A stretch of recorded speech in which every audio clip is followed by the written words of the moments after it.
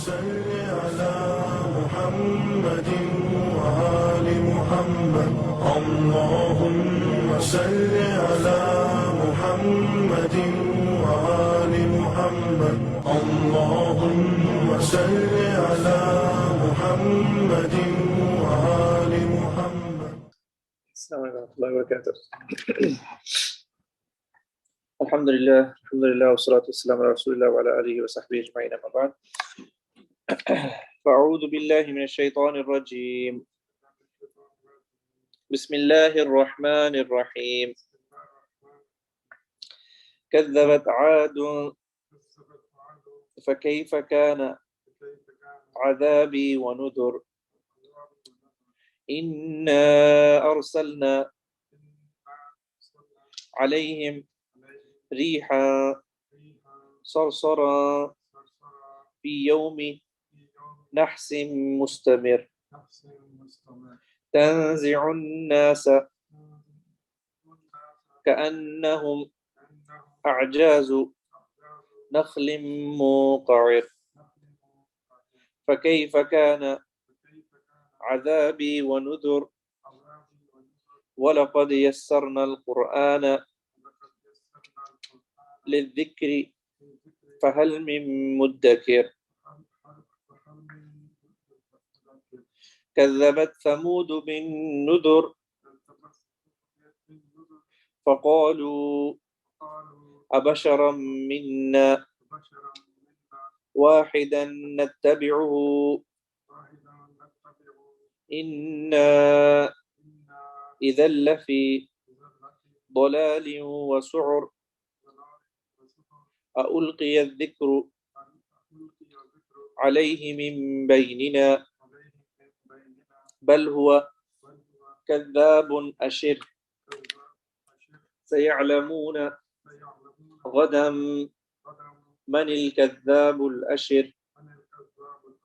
إنا مرسل الناقة فتنة لهم فارتقبهم واصطبر ونبئهم أن الماء قسمة بينهم كل شرب محتضر. فنادوا صاحبهم فتعاطى فعقر فكيف كان عذابي ونذر. إنا أرسلنا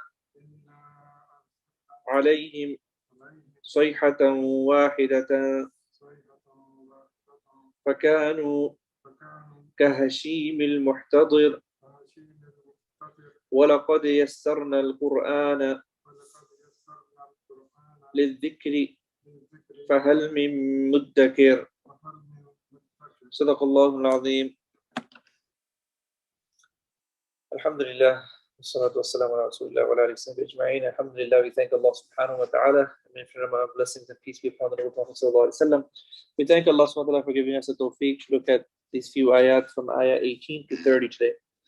These from ayah 18 to 30 speaking about Qawm Ad, and Qawm Thamud. Qawm Thamud was also known as the second Qawm Ad. So we're actually talking about two Qawm Ads. They are apart by some years, but there were two superpowers, Thamud and Qawm Ad. Before this, we spoke about Qawm Nuh alayhi salam. Prophet Nuh alayhi salam, he did the longest tabligh. The different generations went by. And each generation would tell the next generation that don't listen to this man. So like that. So he had lots of sabr. And at the end, he had the title Shakur, the very grateful. He was very grateful for what he was able to do. So that teaches us a lesson in regards to tabligh. Also, an important verse that's repeated in all this is, really, we have made the Quran easy for dhikr. Is there anyone who will do the dhikr? So we should take some tests from you all to see if you guys are paying attention. So there were four interpretations of dhikr. What were the three that are correct? And what's the one that's wrong? Yes, brother.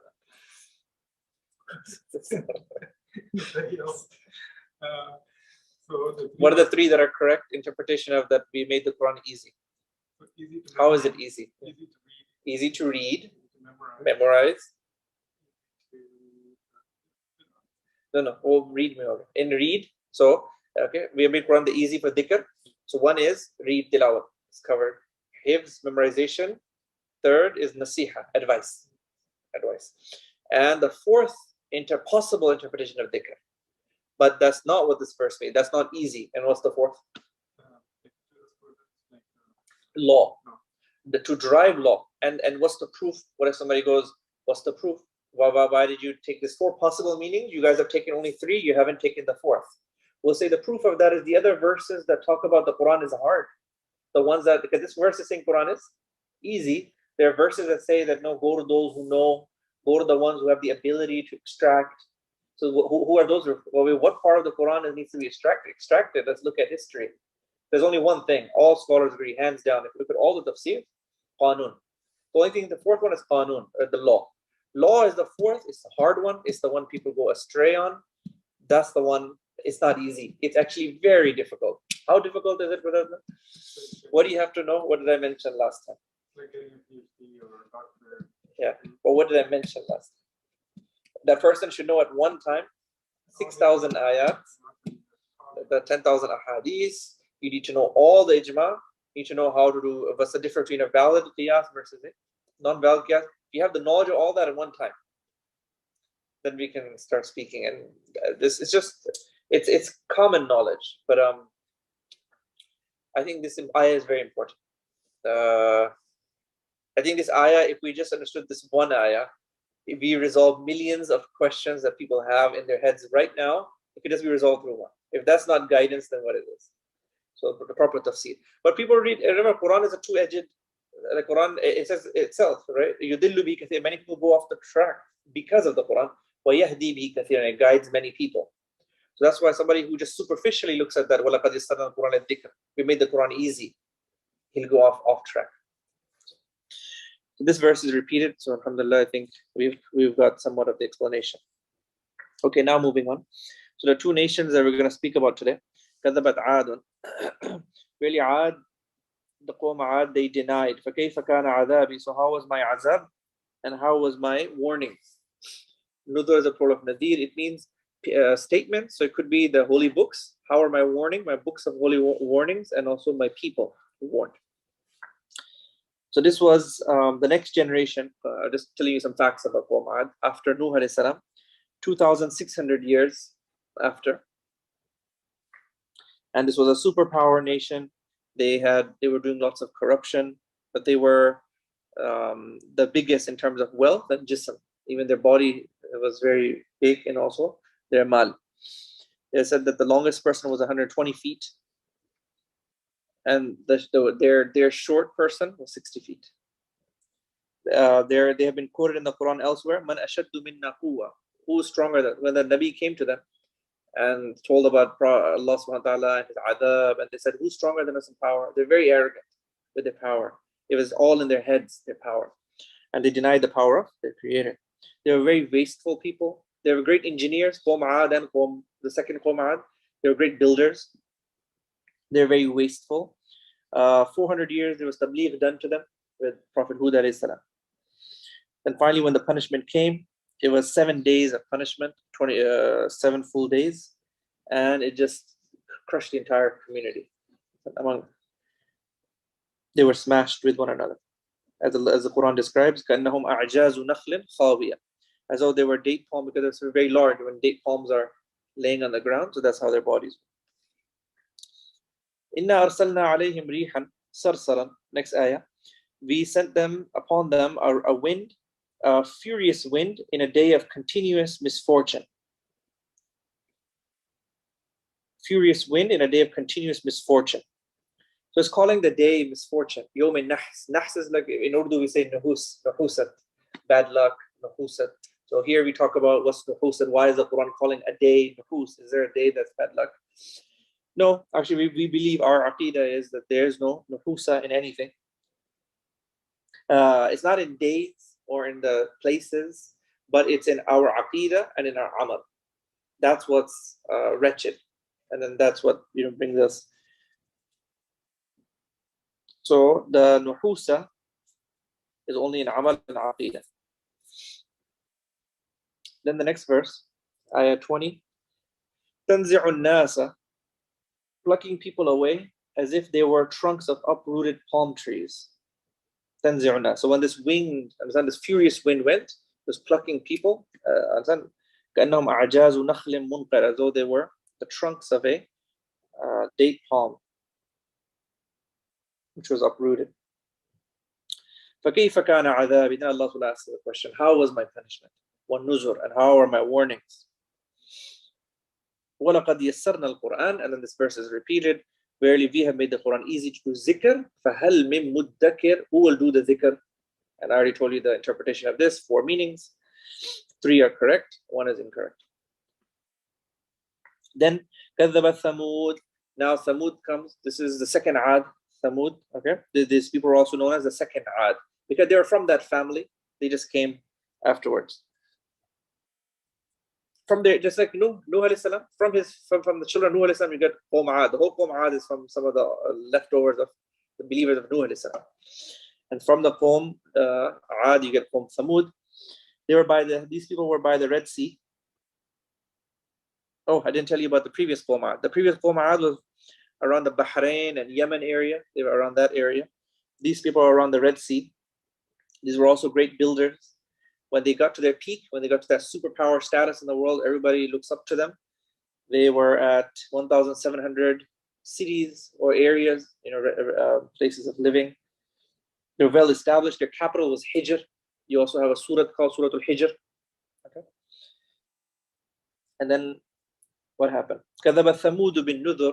Thamud also denied the warnings and the warners.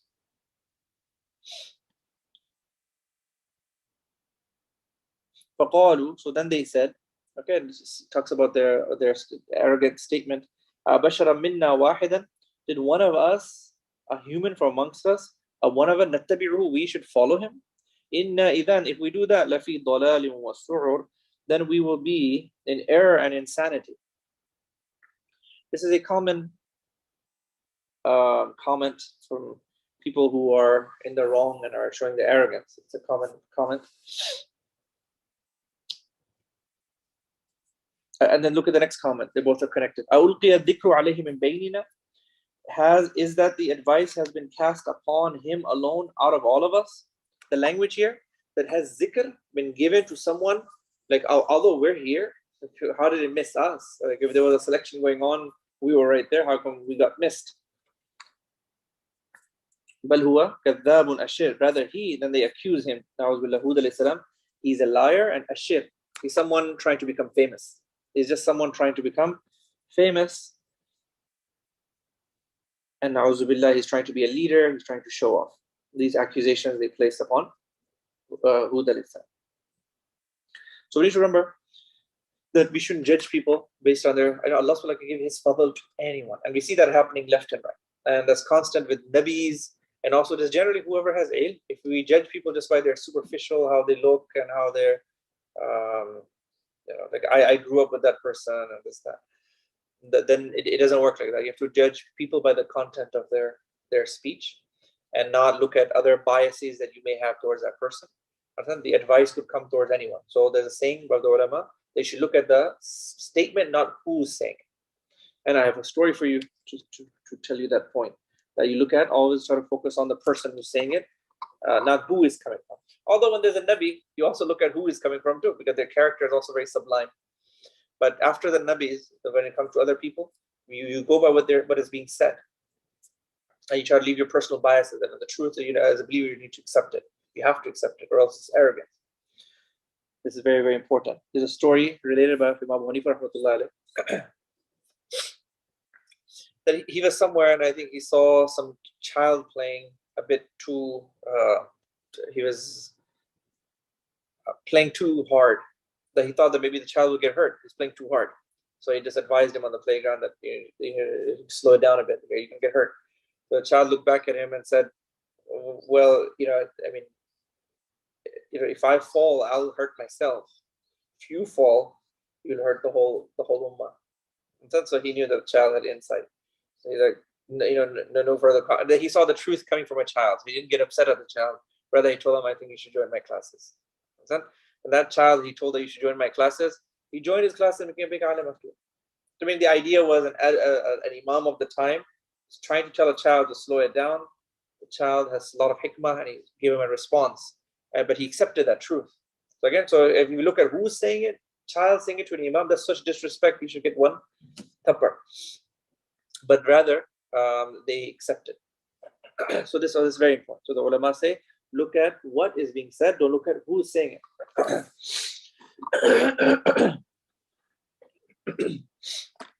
So this happens a lot. That happens a lot. Sometimes if you get a gharib person, a poor person who became a big alim, people can't accept that. They go, he's poor, he became bigger, he's the big alim. Him? This person is a big alim? Whereas someone else I would accept, him, not him.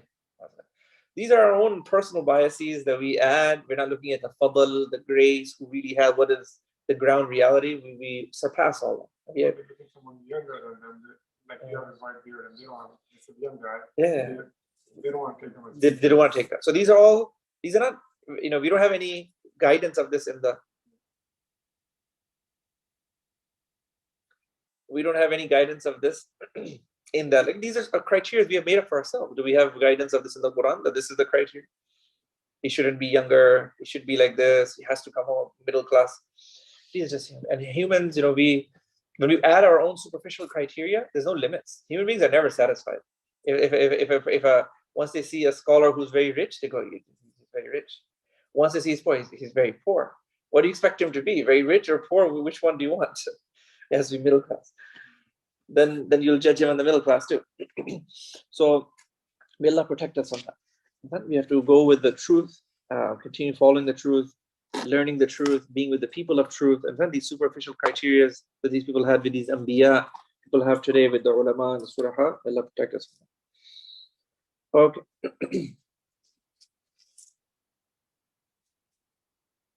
سَيَعْلَمُونَ غَدًا. They will know tomorrow.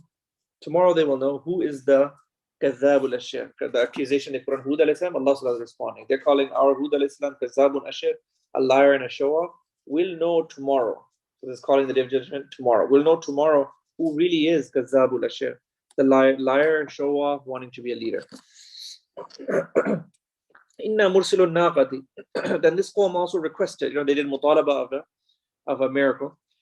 They wanted a she-camel coming out of a boulder, and then it has to give birth. So whatever they had asked, that's what they were granted. Inna mursilun naqa. Really, we are going to send the she-camel as a trial for them. This will be fitnatan lahum. This will be fitna for them. Fartaqibhum. So watch them, O Salih alayhi salam, and keep patience. So the request was given. وَنَبِّئْهُمْ and inform them أَنَّ الْمَاءَ قِسْمَةٌ بَيْنَهُم, that the water is divided between them. كُلُّ شِرْبٍ مُحْتَضَرٍ. So the right of having water shall be attended by each alternatively. It was a very big camel. And it would drink one day. It would also give lots of milk depending on how much water it was drinking. And it had to be divided in that way. Also, we learned the rule of division here. When things are to be shared, you take turns. Right? You take turns in doing things. This is also a lesson here.